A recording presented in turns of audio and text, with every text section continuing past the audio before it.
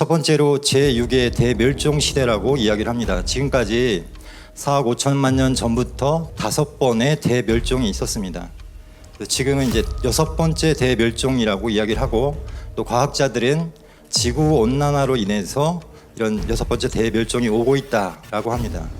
그래서 어떻게 오는가 하는 걸 이제 알아야 될 텐데요. 기본적인 데이터는 지구에 약 200만 종의 생명체가 살고 있습니다. 그 중에서 지금 사라진 것은 7.5에서 13% 정도가 이미 사라졌습니다.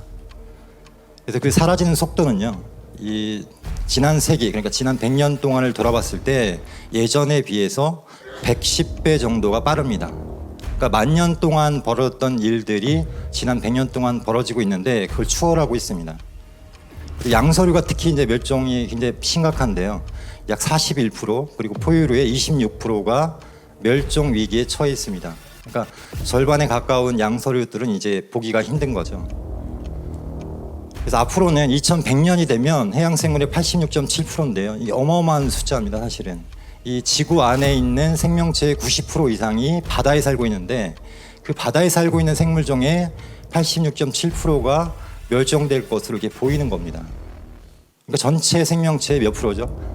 70% 정도가 멸종될 거로 예상을 하고 있습니다. 그래서 하루에 10종 정도가 이렇게 멸종이 되고 있습니다. 지금 이 순간 한 15분 정도에도 한 종이 이렇게 멸종을 하거든요. 그러니까 어마어마하게 이게 빠른 속도로 멸종이 되고 있습니다. 자, 그래서 이 다양성 문제를 최혜천 교수가 늘 얘기를 합니다. 그게 뭐냐면 1만 년 전까지는 지구의 모든 동물 중에서 인간이 차지하는 무게가 1%에 불과했습니다. 굉장히 작은 양이었죠. 근데 지금은 인간이 먹기 위해서 또는 뭐 유제품을 뭐 하거나 이렇게 기르는 가축의 비중이 96에서 99%가 되었습니다. 그러니까 인간 중심으로 생명체가 다 획일화되고 있는 거예요. 자, 멸종에 대해서 한 가지 주의할 점이 뭐냐면, 멸종은 생물의 한 종류가 완전히 없어지는 겁니다. 그래서 만약에 70%가 멸종됐다라고 하면 100마리 중에 10마리 중에 7마리가 사라진 게 아니고요. 실제로는 10만 마리 중에서 몇 마리만 간신히 살아남아서 종을 유지한 겁니다. 그 심각성을 아셔야 돼요. 그래서 우리가 70% 멸종하면 이게 좀 쉽게 보는 경향인데 결코 그렇지가 않습니다. 그래서 최혜천 교수는 이런 얘기까지 했습니다. 최상위 포식자인 우리 인간은 100년 안에 반드시 멸종할 것으로 보인다. 그래서 2100년을 완전 마지노선으로 보고 있습니다. 그러니까 거의 멸종 지경에 가는 그 마지노선이 2100년이니까요. 이제 뭐 77년밖에 남지 않은 거죠. 그래서 우리 종은 뭐냐면, 우리는 호모 속에 속합니다. 여러 가지 호모가 있었는데, 호모 에렉투스, 호사피엔스, 뭐 네안데르탈인, 데니소바인 등이 이제 우리 호모 속이고요. 그 중에서 현생 인류가 호모 사피엔스입니다. 그리고 또 이제 호모 사피엔스가 이렇게 나오게 됐죠. 그래서 아종이라고 합니다. 그래서 우리는 다 사피엔스 종에 속한다. 근데 이 호모 사피엔스 종이 멸종된다라고 이렇게 보는 겁니다.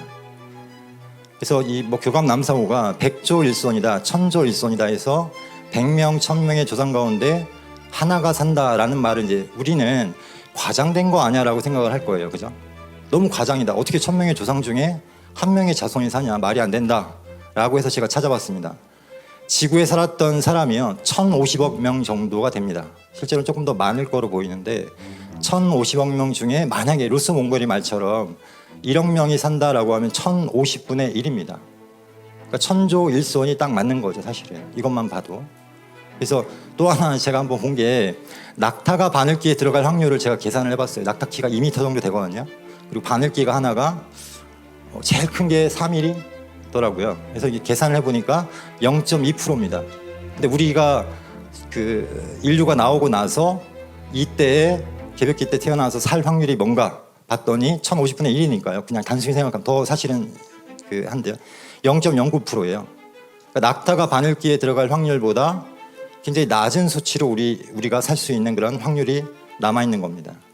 그래서 이 멸종의 원인이 도대체 뭐냐라고 했을 때 과학자들은 인간이라고 이야기를 합니다. 그래서 지금을 인류세라고 하는데요. 인류세가 한마디로 뭐냐면, 여러 지질시대가 있는데 지금은 인류세다. 왜 그러냐? 인간이 지구 환경을 바꿔놓았기 때문이다 라고 이야기를 합니다. 그러니까 인간이 그냥 자연 속의 일부가 아니고요, 환경 자체를 바꾸기 때문에 인류세라고 부르는 겁니다. 그래서 화산보다 100배 많은 이산화탄소를 우리가 만들어냅니다. 그래서 이거는 가장 심각한 게 뭐냐면 지구의 온도 조절 장치를 바꿔놓고 있는 거예요. 고장내키고 있는 겁니다. 그래서 최근에는 이런 연구가 있었습니다. 서울대 서기원 교수가 이제 발표를 한 논문인데요. 이 세계 학자, 기상학자들, 지구학자들이 굉장히 충격을 받았습니다. 이게 뭐냐면 인류가 자전축을 이렇게 흔들었다라고 여긴 돼 있는데 그게 아니고 실제로는 그 자전축의 방향을 바꿔놨어요. 뭘로 바꿨냐? 우리가 지하수를 쓰잖아요. 그죠? 물을 쓰잖아요. 농업용수도 쓰고 공업용수도 쓰고 우리가 마실 물도 쓰는데 그 물의 양이 약 3조 톤 이상이 됩니다. 근데 그 물의 양 흐름을 우리가 바꿨기 때문에 이 지축이 왼쪽 아래에 보시는 거 보면은 이 서쪽으로 쭉 흐르다가 갑자기 꺾어지죠, 밑으로. 그게 우리 인류가 바꿔놓은 자전축의 방향입니다. 그래서 남쪽으로 이렇게 바꿔놓은 겁니다. 그래서 오른쪽 위에는 잠깐만 설명을 드리면 자전축은 매년 10cm씩 왔다 갔다 합니다. 매년 움직이는데 그 원래는 이제 서남쪽 지금 GIA라고 하는, 잘 안 보이시겠지만 GIA라고 하는 요 방향으로 원래 가야 되는데요. 오른쪽의 그림처럼 이 동그라미 친 OBS라고 하는 이쪽 방향으로 바꿔놓은 겁니다. 뭐가? 이 그라운드 워터라고 해서 지하수를 그렇게 쓰면서 바꾸게 된 겁니다. 그래서 이 이산화탄소 농도입니다. 이게 온도가 아니고요. 온도로 착각하시는데 나사에서 발표한 그 이산화탄소 농도인데 1950년 이래로 지금 큐런트 레벨이라고 하는 현재의 레벨을 보면 그 지난 80만 년 동안에 가장 높은 이산화탄소 농도 수치를 보여주고 있습니다. 그래서 어마어마하게 이렇게 빠른 속도로 이산화탄소가 증가를 한 건데요. 그래서 조천호 교수 같은 경우에 뭐라고 얘기를 하냐면 지난 5번의 대멸종을 보면 생태계의 꼭대기에 있던 생명은 완전히 멸종했다. 공룡, 해서 이제 지질시대를 구분할 때 그 가장 지배적인 세력이 멸종한 거를 지질시대로 이렇게 나눕니다. 근데 지금은 인류세라고 했잖아요. 그죠? 그럼 여기서 멸종하는 건 뭐냐? 인간이라는 거예요. 그래서 인간이 그 포식동물, 포식자의 가장 상층에 있기 때문에 이 지질시대가 끝난다라는 건 뭐냐? 인류가 멸종한다. 그리고 멸종할 수밖에 없다라고 이야기를 합니다. 그래서 코로나19 때 많은 학자들이, 석학들이 이런 얘기를 했습니다. 인간은 자연을 존중하는 것에서부터 다시 시작해야 한다. 그게 바로 뉴 노멀이다. 그러니까 새로운 표준, 새로운 상식, 새로운 세계가 된다라는 거예요. 근데 이거는요, 그 일반인들이 얘기를 하는 겁니다. 지구는 멸망하지 않는다. 인간이 멸망할 뿐. 인간이 자연을 보호하는 게 아니라 자연이 인간을 보호했다. 우리는 왜 자연보호라는 말을 많이 썼는데 잘못됐다는 거죠. 지구가 끝나는 게 아니고요. 인간이 끝나는 겁니다. 과학자들의 얘기예요. 계속해서 말씀을 드리는 게.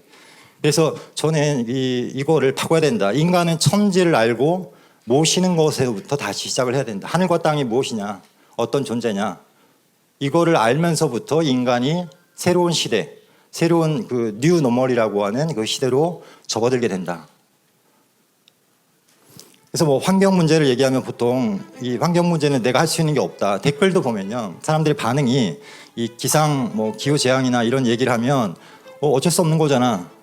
방법이 없잖아. 결국 인간이 할 수 있는 건 없어라고 보통 이야기를 하는데 지난 5번의 대멸종은 모두 이제 환경의 변화 때문에 왔습니다. 그래서 85%, 75%, 95%, 80%, 75%가 멸종을 했거든요. 근데 그게 다 환경의 변화 때문에 적응을 못해서 그러니까 새로운 시대로 접어들었기 때문에 이게 멸종을 한 겁니다. 티핑 포인트를 많이 얘기하는데요. 티핑 포인트를 정확하게 이렇게 아셔야 될 게 뭐냐면 진행했던 방향과 다른 새로운 길을 가는 걸 티핑 포인트라고 합니다. 아까 지구는 멸망하지 않는다, 인간이 멸종할 뿐이다라고 말씀을 드렸는데 티핑 포인트는요, 이 지구라고 하는, 그러니까 우주라고 하는 그 질서가 새롭게 바뀌는 게 바로 티핑 포인트입니다. 거기에 인간이 적응하지 않고 새로운 인간이 되지 못하면 사실은 멸종할 수밖에 없는 거예요. 그게 이제 우리가 말하는 우주 일련의 하추 교역기입니다. 이걸 모르고 있기 때문에 이 대부분은 이 과학에만 의존을 해서 이제 현재 그런 세상을 이렇게 해석을 하는 겁니다. 그러다 보니까 한계가 있는 거고요. 지구 온난화에 대해서 최근에 그 유엔 사무총장이 지구 온난화, 글로벌 워밍 시대가 끝나고 끓는 지구, 글로벌 보일링의 시대가 시작됐다. 여기서 중요한 게 시대라는 말이에요. 지금까지는 온난화 시대라고 불렀습니다. 그런데 앞으로는 끓는 지구, 열탕화라고 합니다. 열탕화.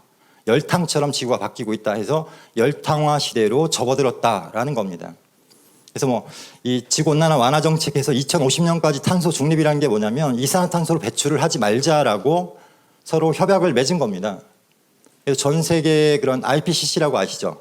전 세계 기상 기후 지구학 학자들이 모여가지고 협의체를 만든 거예요. 그건 정부 기관이 아닙니다, 사실은. 그래서 유엔에서 주도를 해서 협의체를 만들어서 그룹별로 이렇게 나라를 묶습니다. 그래서 그룹별로 나라를 묶으면 거기서 발표를 다 해요. 그럼 그룹마다 약간씩 조금 차이가 있긴 하지만 대부분 똑같은 이야기를 합니다.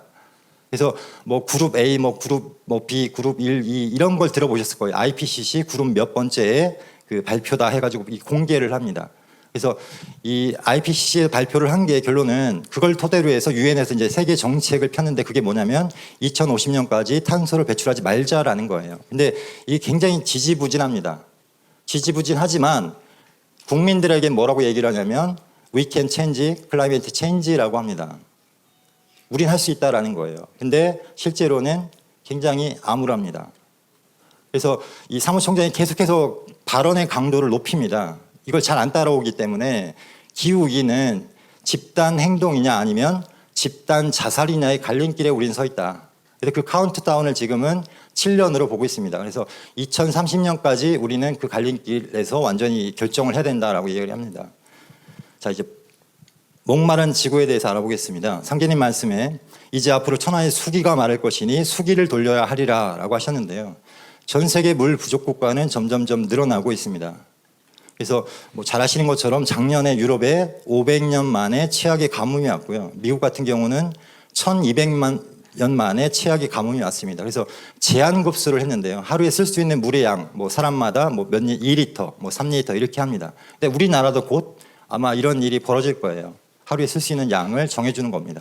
저는 해군 출신이라 해군은 물이 귀하거든요. 그래서 강의를 오래 가면은 그 제한급수를 합니다. 그러면 세수하고 뭐 몸 씻고 발 씻고 그걸 다 해야 돼요. 한 그릇에. 되게 불편합니다. 그거. 정말 불편한데 그렇게 하는 겁니다. 그래서 가뭄은 뭐 괜찮은 거 아니야? 뭐 지난 일시적인 거 아니야라고 생각하실 수 있는데 이 역사적으로 이 물 공급과 수요를 보면요. 그래프를 보면 이미 물 수요가 물 공급을 이게 추월한 지 오래입니다. 벌써 2000년대 이게 지나면서부터 이렇게 추월을 했죠. 그래서 앞으로 전망도 보면 마찬가지로 공급량이 수요량을 이렇게 못 따라갈 거로 보고 있습니다. 그러니까 물이 계속 부족할 수밖에 없는 상황이 된 거고요. 그래서 2050년에는 미국의 절반 이상이 이 물 공급이 감소가 될 거로, 그러니까 제한급수를 할 수밖에 없는 그런 상황으로 가고요. 우리나라는 물 스트레스 국가입니다. 이건 잘 아셔야 되는 게 뭐냐면 물 부족과 물 스트레스는 다릅니다. 물 부족은요 정말 부족한 거고 스트레스는 이제 부족할 가능성이 큰 곳을 스트레스라고 합니다. 그럼 우리나라는 왜 그러냐? 우리 비도 많이 오는데 라고 할 수 있는데 우리는 여름에만 비가 오잖아요. 주로 여름에만 비가 오기 때문에 이게 대부분 비가 오면요 우리가 저장하는 게 아니고 다 이렇게 바다로 흘러갑니다. 그렇기 때문에 물을 이렇게 연중해서 오면 괜찮은데 그게 아니고 일시적으로 오기 때문에 이 물이 부족한 상황으로 가고 있습니다. 그리고 물 소비량도 엄청나요. 한국이 영국, 독일, 뭐 이런 덴마크 이쪽에 비하면 2배 이상이 되죠. 많이 쓴다는 겁니다. 물을 펑펑 쓴다는 말은 이제 옛날 말이 되는 거죠. 그래서 2010년에 러시아 가뭄, 이 물 부족이 일어나면 어떤 현상이 벌어지냐면 러시아 같은 경우에 이제 2010년에 가뭄이 오면서 어떻게 했냐면 밀 수출을 제한을 합니다. 최근에 왜 인도도 밀 수출을 제한을 했잖아요. 가뭄이 와가지고. 그럼 어떻게 되겠습니까? 밀 가격이 폭등을 합니다. 폭등을 하면은 저쪽 중동이나 뭐 아프리카나 가난한 사람들은 굶어 죽게 생긴 거예요. 그러니까 어디로 갑니까? 도시로 갑니다. 도시로. 다큐 많이 보셨죠? 도시로 가면 거기서 또 일자리를 구하지 못하니까 어떻게 됩니까? 투쟁을 하는 거죠. 그래서 이 시위를 하고 분쟁이 일어나고 그 결과가 바로 아랍의 봄입니다. 그러니까 물 부족이 단순히 뭐 문제가 되는 게 아니에요, 사실은. 그래서 이 지구 온난화라고 하는 문제가 어떤 현상을 또 이 발생을 시키냐면 보시면은 1.5도가 상승하면 3,500만 명이 식량 부족으로 고통을 받고 2도 오르면 3억 6천, 3도 오르면 18억, 그리고 5도가 오르면 어떻게 될까요? 아마도 세계 인구의 3분의 1 내지 절반 정도가 식량 부족으로 고통을 받게 됩니다. 그럼 굶어 죽는 사람도 엄청나게 많겠죠. 상제님 말씀에 왜 배고프다는 소리가 구천에 사무친다는 말씀이 있는데 그런 상황으로 가는 겁니다. 또 하나는 기온이 1도 올라갈 때마다 전염병은 4.7%가 증가를 합니다. 그래서 이 최근에 뭐 20, 30년 내에 발생한 전염병의 그런 숫자가 과거에 뭐 수백 년의 그 숫자를 앞서고 있습니다. 자, 그다음에 앞으로는 더 이제 암담하죠. 그래서 코로나보다 더 센 놈이 이제 4년 안에 온다라고 이야기를 했고요. 그다음에 아시는 것처럼 시베리아의 그 동토층, 영구 동토층이 녹으면서 고대 바이러스가 이렇게 누출되고 있는데 어느 정도의 양이고 어느 정도의 그런 파급력을 가져올지는 이제 과학자들도 이 진단하기 어려운 그런 상황입니다. 그러다 보니까 세계 경제 포럼이라고 하는 다보스 포럼에서요. 앞으로 이 10년간에 닥칠 가장 큰 위험이 뭐냐라고 했을 때 이 초록색이 다 기후 위기와 관련된 겁니다. 10가지 의제 중에 6가지가 이 기후 위기와 관련이 돼 있다. 그만큼 우리한테 닥치는 가장 큰 위기가 바로 이 기후 위기라는 겁니다. 그래서 이제 바닷물의 음양 운동인 엘니뇨와 라니냐를 살펴보겠습니다. 많이 들어보셨죠, 그죠? 자, 뭐 최근에 뉴스에 많이 나왔죠. 우리는 12만 년 만에 가장 뜨거운 날씨를 겪고 있다. 그 원인이 뭐냐면 엘니뇨가 강해지면 올 여름 지구촌 더위 기록은 기록적으로 경신될 것이다. 올 여름에 더웠잖아요. 근데 생각보다는 덥지 않았어라고 생각을 하실 것 같아요. 생각보다. 왜냐하면 태풍도 왔고요. 그죠? 비도 많이 왔습니다. 그래서 다행히 평균 기온은 확 떨어졌습니다. 근데 그럼에도 불구하고 올 여름 특히 6월 달 같은 경우는요. 기상 관측 이래 가장 높았습니다. 전 세계적으로. 그래서 이 엘니뇨가 더 앞으로 강해질 거로 보기 때문에요. 내년에는 더 뜨거워질 수 있다라고 보통 이야기를 합니다. 그래서 이 윤순진 교수 같은 경우는 이런 말을 했어요. 남은 인생에서 올해가 가장 시원한 한 해가 될 것이다. 올해가 가장 시원한 한 해가 될 겁니다. 앞으로. 내년은 더 더워질 거예요. 자, 이 엘니뇨 경보는 사실은 올해 4월에 이미 슈퍼 엘니뇨가 온다라고 경고를 했습니다. 그래서 엘니뇨가 뭐냐면 쉽게 말하면 이 바다라는 건요. 이 표층과 심층으로 나뉩니다. 근데 이 표층 같은 경우는 바람에 의해서 이렇게 해류가 움직여요. 바람에 의해서. 제가 다행히 해군 출신이라 그걸 알거든요. 아무리 큰 배도요. 바람이 세게 확 불면 이게 확 밀려갑니다. 그 정도로 이 바다에서는 바람의 영향이 큰데요. 이 무역풍이 지구온난화 때문이죠, 사실은. 무역풍이 약해집니다. 엘니뇨라는 건. 약해지게 되면은 뜨거워진 바닷물이 멈추는 거예요. 움직이지 못하고. 표층에만 머물러 있죠. 그러니까 어떻게 되냐면 이 지구의 적도 부근에 지금 남아메리카와 이 북아메리카 사이에 있는 이쪽이 계속 뜨거워지는 거예요. 자, 이 반대가 뭐냐면 라니냐입니다. 자, 여기 한 번만 더 조금만 더 설명을 드릴게요. 이 엘니뇨가 발생하면 어떻게 되냐면 미국 남부와 멕시코는요, 저기압이 형성이 되면서 강우량이 갑자기 확 늘어납니다. 홍수가 나는 거예요, 쉽게 얘기하면. 근데 반대편에서는 가뭄이 일어납니다. 이게 왜 그러냐면 지구에 있는 물의 총량은요 변하지 않습니다. 한 번도. 그대로예요. 그러니까 한쪽이 만약에 비가 많이 왔다라고 하면 한쪽은 어떻게 된 겁니까? 비가 안 왔다는 얘기예요. 그러니까 우리나라에 만약에 비가 많이 왔다라고 하면 다른 나라에는 비가 안 온 겁니다. 그러니까 한쪽은 가뭄, 한쪽은 홍수가 되는 이유가 물의 총량이 변하지 않고 또 이 순환이 안 되다 보니까 한쪽으로 몰려버리는 겁니다. 그런 현상이.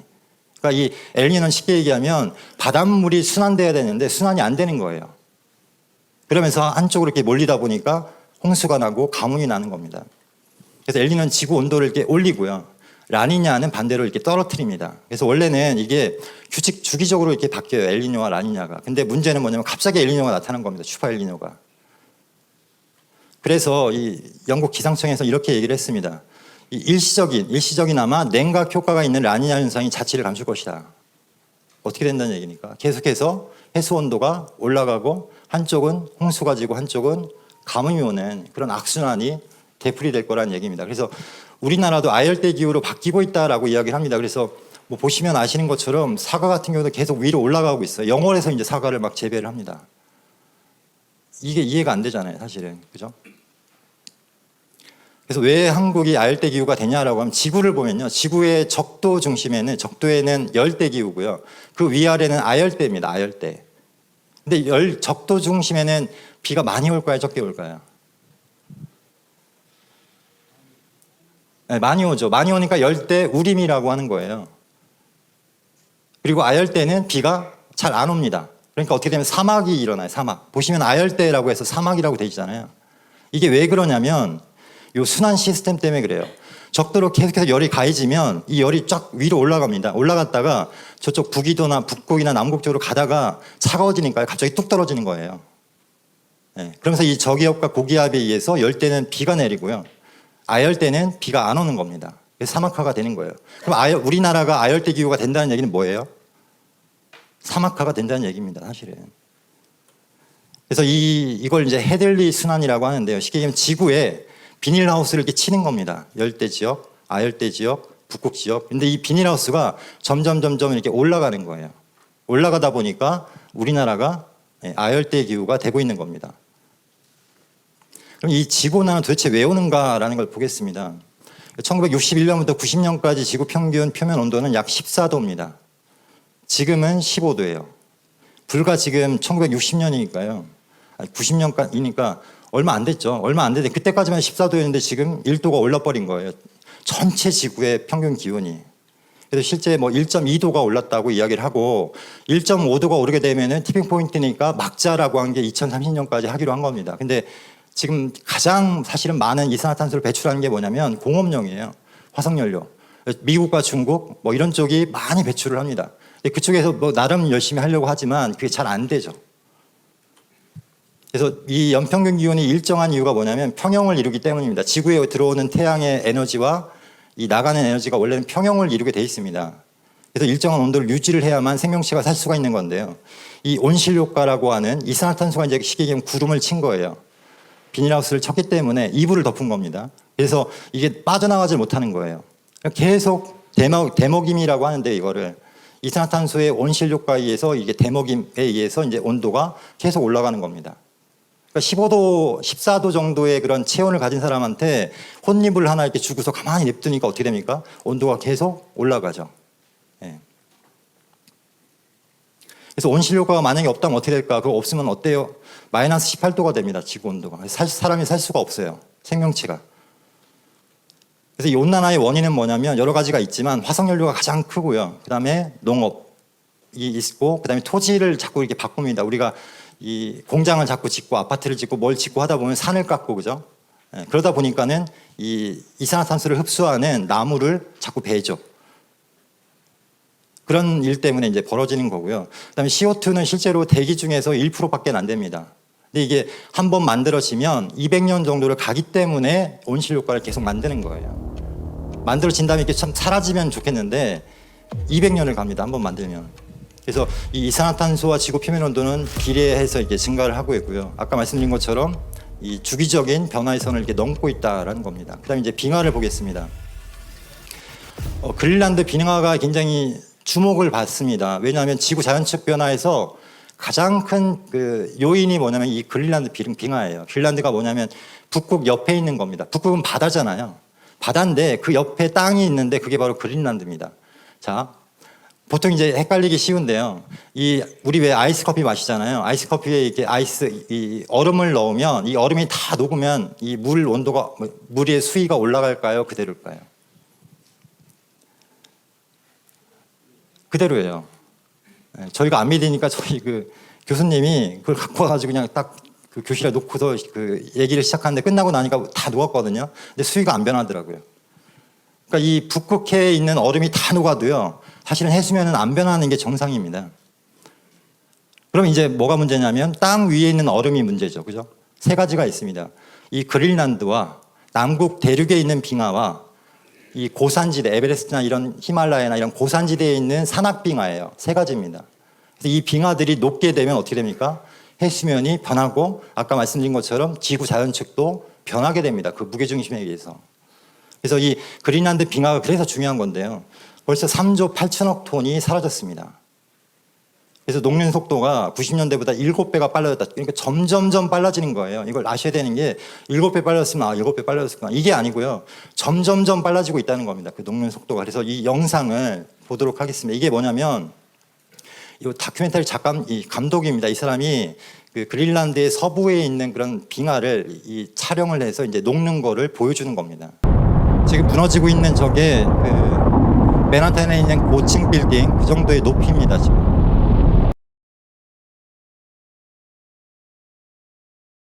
지난 100년 동안 없어진 그 그린란드 이제 옆에 있는 그 바다죠. 그린란드 안에 있는. 그래서 100년 동안 사라진 면적보다 최근에 10년 동안 사라진 면적이 더 큽니다. 그러니까 이게 가속화되고 있다는 게 굉장히 심각한 점이고요.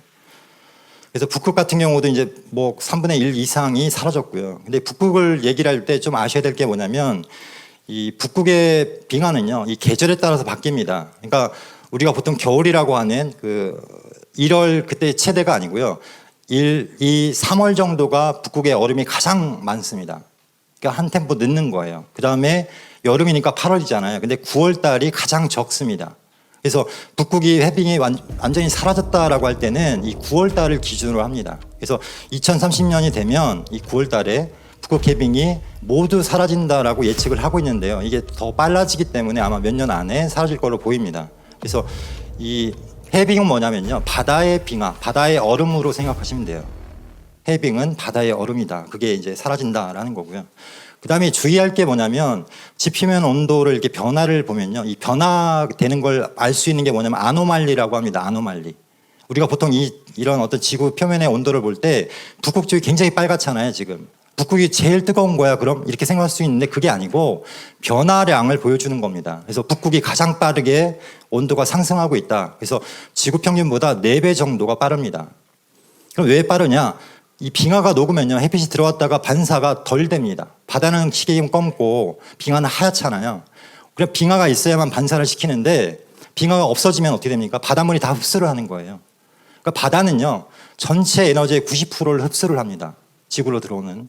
그러니까 하나 쉽게 얘기하면 온장고예요, 온장고. 근데 그 바다에 계속해서 열이 가해지기 때문에 계속 기온이 북극이 특히 올라가는 겁니다. 남극은 3배 정도가 빠릅니다. 다른 지역보다. 근데 이 남극이요, 가장 최근에 몇 년 전에는 얼음량이 가장 많았어요. 희한하죠. 지구 온난화인데 왜 남극 얼음이 많아지냐라고 해서 이제 해석을 한 게 뭐냐면 바다에서 이제 그 지구 온난화로 증발을 하면 수증기가 남극에 도달하면 얼어붙어서 눈이 내리기 때문이다라고 이야기를 합니다. 그래서 그걸 설명할 수 있는 게 사실은 정유에 나오는 수조남천 수석북지라는 건데요. 물은 남쪽 하늘에 차오르고 북쪽에서는 빠져나간다. 다시요. 물은 남쪽에 차오르고 이 북쪽에서는 빠져나간다라는 거예요. 근데 이걸 설명하는 게 뭐냐면 이거 되게 어려웠어요. 제가 이거 공부하느라고. 지구를 보면요, 북반구와 남반구가 이 육지 비율이 다릅니다. 북반구가 육지가 훨씬 많아요. 자, 물은 북쪽에서 빠져나가고요, 남쪽으로 차오른다라고 이야기를 했습니다. 자, 근데 왼쪽에 보시면 우리가 보통 알고 있는 해수면 상승이에요. 아, 전 지구적으로 해수면이 올라가는구나. 아닙니다. 그게 아니고요. 이 서울대 교수가 밝힌 거예요. 그게 아니고 하면서 이 물은요, 거꾸로 남반구 쪽으로 이게 차오릅니다. 왜 그러냐면 여러 가지 이유가 있는데 육지의 면적 때문에 그렇고요. 첫 번째는. 두 번째는 이 빙하가 있으면 빙하가 이렇게 찍어 누릅니다. 이 멘틀을. 그러니까 멘틀이 찍어 누르면 다른 쪽에서 이렇게 올라올 거 아니에요. 그죠? 근데 이게 빙하가 사라지면 어떻게 됩니까? 멘틀이 반대쪽이 낮아집니다. 그래서 바닷물을 더 많이 가두게 돼요. 그러니까 남쪽에는 물이 차오르고 북쪽에서는 빠져나갑니다.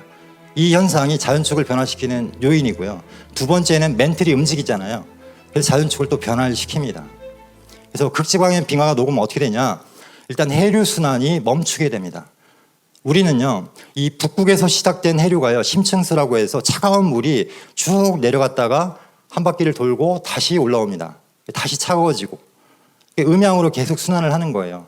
그래서 기후가 만약에 이 해류 순환이 없게 되면요, 어떻게 됩니까? 적도는 계속 뜨겁고 극지는 계속 춥기 때문에 어떻게 되겠어요? 못 살죠. 근데 이 해류 순환이라는 것 때문에 기후가 그나마 평형을 이루려고 노력을 하는 거예요. 사실은. 근데 이 해류 순환을 멈추게 합니다. 빙하가 자꾸 이렇게 들어가면서 그 염도를 낮춰버려요. 낮추는 거죠. 낮춰가지고 해류순환이 멈추게 됩니다. 그럼 어떤 일이 벌어지냐면 이게 바로 이제 투말로우 영화의 그 모티브가 된 겁니다. 그때 해류순환이 잠깐 멈췄고 최근에도 뉴스에 나온 적이 있어요. 16,000년 전에 갑자기 해류순환이 멈추면서 혹한기가 찾아와서 인류가 멸종될 뻔했다라고 발표를 했습니다. 그게 우리나라에서 이제 동굴에서 그 탐사를 해가지고 발표를 한 거예요. 그 다음에 두 번째가 이 해수 온도가 증가를 합니다. 그러면서 이 북극에 제트기류가 있는데요. 이 제트기류가 자꾸 약화가 됩니다. 약화가 되면서 어떻게 되냐면 겨울에 북극에 찬바람이 들어오니까 한파가 몰아닥치거나 아니면 이게 쭉 올라가면서 갑자기 폭염이 오거나 이런 식이 되는 거예요. 한겨울의 폭염이나 갑작스러운 한파는 다 이 제트기류가 이 고장이 나면서 발생하는 겁니다. 그 다음에 이제 해수면 온도가 이제 비상이죠. 최근에 5월 달에 그랬습니다. 관측일에 가장 올라갔습니다. 지구 평균 기온이 15도인데 21.1도를 찍었습니다. 그러니까 바다가 더 이상 열을 버티질 못하는 거죠. 그래서 오른쪽에 보신 평균 온도도 지금까지 관측이 가장 높다는 게 이 그래프에서 볼 수가 있는 겁니다. 자, 그래서 그린란드와 남극 대륙에 있는 얼음이 녹았을 때 해수면 상승폭은요. 그린란드가 7m, 남극 대륙이 58m가 됩니다. 어마어마한 양이죠. 이게 전체 평균이니까요. 높은 데는 100m를 넘을 거고요, 사실은. 낮은 데는 뭐 몇십 미터가 되겠죠. 그래도 이게 다 녹게 되면은 살 수가 없는 거죠, 사실은. 그래서 이 영상을 보겠습니다. 지난 33년 동안 우리나라의 해수면은 9.9cm나 높아졌습니다. 그런데 지금처럼 이산화탄소를 배출한다면 2100년에는 해수면이 무려 82cm나 상승합니다. 해수면이 높아지면 어떤 일이 일어날까? 우선 제주도는 상당 부분이 물에 잠겨 약 30만 명이 내륙으로 이주해야 합니다. 부산 해운대가 사라지는 등 서해안과 남해안은 침수돼 사람이 살 수 없게 됩니다. 연안 지역도 태풍이나 강풍이 덮칠 때 해일이나 월파 피해가 나타날 확률이 높아집니다. 기온도 무려 7도나 상승하게 돼 극한 기후 현상이 잦아집니다. 2100년에는 낮 기온이 33도를 넘는 폭염일이 지금보다 4배나 증가하고 극한 강수일도 30%나 늘어납니다. 이거는 덜 이렇게 좀 시나리오가 약한 거예요, 사실은. 그래서 우리 다음 세대잖아요, 사실은 정상적으로 한다면. 그래서 다음 세대에게는 기회가 없다라는 이야기를 합니다. 우리 세대만이 이거를 고칠 수가 있어요. 과학에 의하면, 과학자들의 말에 의하면. 그래서 다음 세대가 어떻게 보면 굉장히 불쌍한 거죠. 아무 죄도 없이 이렇게 이런 시대에 살아야 되는 겁니다. 그다음에 또 하나 이제 자연축을 변동시킬 것이다라는 건데요. 이게 밀란코비치 사이클을 많이 이야기를 합니다. 지구에 빙하기와 간빙하기가 교대로 주기적으로 왔던 이유가 뭐냐라고 할 때 기상학자들은요, 이 밀란코비치 이론을 쓸 수밖에 없습니다. 이것밖에는 설명이 되는 이론이 없어요. 그래서 이 밀란코비치 이론을 또 연구를 해가지고 이렇게 쭉 그래프들을 서로 비교를 해놨는데 이게 맞다는 겁니다, 결론적으로. 그럼 지금 우리는 어디에 있느냐라고 할 때요. 자, 요걸 하나 보여드릴게요. 이 밀란코비치 방정식을 토대로 해서 나온 이 앞으로의 전망인데요. 지금은 지구와 태양이 가까워지는 근일점이요, 가을과 겨울입니다. 이게 그나마 다행인 거예요, 사실은. 근데 지구 자연축이 기울어져서 그렇습니다. 근데 이 자연축이 바뀌게 되면서 어떻게 되냐면 이 5천년 후에는 근일점이 봄과 겨울이 되고요. 1만 년 후에는 봄과 여름이 됩니다. 어떻게 된다 그러면 어마어마한 일이 벌어지는 거예요, 사실은. 만약에 개벽이 안 온다면 우리 인류는 살 수가 없는 그런 시대로 들어섭니다. 어쩔 수 없이. 그래서 이거를 설명하는데 오래 걸리기 때문에. 그래서 지구 시스템은요 5가지 권역으로 나눕니다. 그래서 생물권, 외권, 직권, 수권, 기권이라고 하는데요. 이게 서로 상호작용을 끊임없이 합니다. 가장 좋은 환경, 인간이 살 수 있는 환경을 만들어내기 위해서 서로 계속해서 상호작용을 하고 해류 순환이나 뭐 이런 것들을 만들어내는데요. 아까 말씀드린 것처럼 적도 지역이 점점 뜨거워지지 않고 극지방이 점점 추워지지 않는 이유가 뭐냐면 이런 순환 때문에 그렇습니다. 대기와 해양, 바람 이런 것들이 끊임없이 순환시키면서 골고루 이렇게 일정한 온도를 유지할 수 있게 해주는 겁니다. 근데 그 순환 시스템이 파괴가 되고 있는 게 가장 큰 문제입니다. 그래서 이 지구의 존폐가 10년 내에 결정된다라고 해서 이제 카운트다운을 7년 앞으로 이야기를 합니다. 그래서 이런 변화들은요, 사실은 우리가 우주 변화 원리나 우주의 일련이나 이런 걸 통해서만 이렇게 해석이 될 수 있다라는 거고요. 이 육기 변화에서 제가 이렇게 훈민정음에 나와 있는 내용입니다. 이게 사실은 훈민정음 해례에 나와 있는 내용을 토대로 해서 일수가 7화가 되고 2화가 7수가 되는 그런 변화를 일으키고, 그런 변화를 누가 일으키느냐? 사람이 완성을 시킨다라는 게 해례본의 결론이에요. 그래서 이걸 보면서 이 개벽 얘기를 하고 있다, 훈민정음 해례에서라고 이렇게 생각을 했습니다. 환단고기에도 그 내용이 나오죠. 하나님께서 일수가 7화로 변하고 2화가 6수로 변하는 물과 불의 순환의 운을 계승해서 천을 한 곳에 모으시니라고 하는 대목이 나오는데요. 이게 바로 사실은 결론이죠. 그래서 상계님께서는 이 개벽도 음양이 사시로 순환 이치를 따라 이루어진다, 천지의 모든 이치가 역에 있다라고 하셨고요. 이 태상 종사님께서 이 우주일련의 이치로서 앞으로 닥쳐올 그런 가을, 우주의 가을에 대해서 말씀을 하셨습니다.